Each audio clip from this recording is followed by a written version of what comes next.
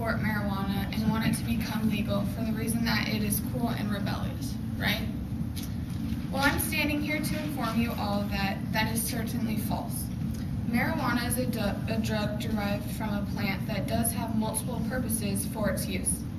Coming from Colorado, one of the few states where marijuana is legal, and having firsthand experience from people I know, I believe that marijuana should become legal in every state for the sole use of medical purposes marijuana implements. My goal for this speech is to reverse prejudice and inform you about the potential benefits this remarkable drug would have on the government, and second, the amount of lives that would be saved if it were to be legal.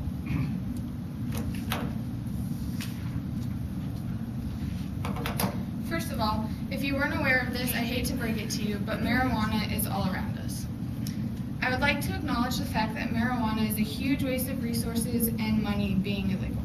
The Huffington Post states that a study was done and shows that marijuana prohibition costs taxpayers $41.8 billion a year to keep illegal. With this being said, on taxfoundation.org, Gavin Eakins and Joseph Henchman state that business income from marijuana production would initially raise almost $5.5 billion in federal revenues. Overall, we would be saving $25 billion in law enforcement and resources. I would also like to mention that legalizing marijuana would cause a decrease in crime.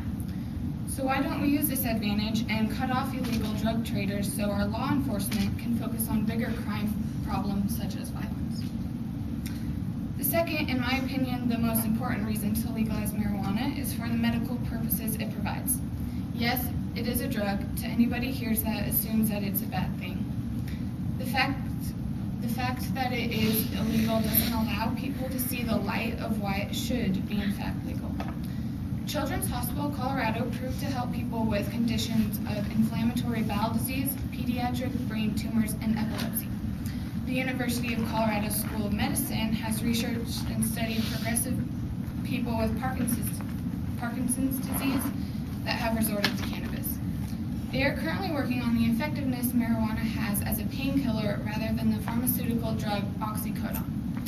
Another big purpose medical marijuana has is that it helps as a sleep aid. Department of Psychiatric at the University of Pennsylvania has shown people suffering with PTSD, and they have had remarkable comebacks. I want to tell you guys a little story. When I was in high school, I got the opportunity to babysit a little girl named Cora. Her mother, Alicia Steer, granted me permission to tell her story today. Everyone meet Cora. Cora was 2 years old when she underwent surgery to remove half her brain in an attempt to stop constant life-threatening status seizures. After 5 years of returning seizures and no other medical options from doctors, the parents decided to give cannabis a try. They in fact had to find a whole new team of doctors that supported their decision, but they wanted to try everything that would save their baby girl, and the last resort was cannabis. Cannabis has become Cora's daily regimen for 3 years now, and they have dropped all other prescribed medications that she was taking before. November 19th of this year, Cora turned 10 years old, after being told by multiple doctors that there was no chance she'd live past 6. Some would say it's just one of God's miracles, while Cora's support system believes it's the cannabis.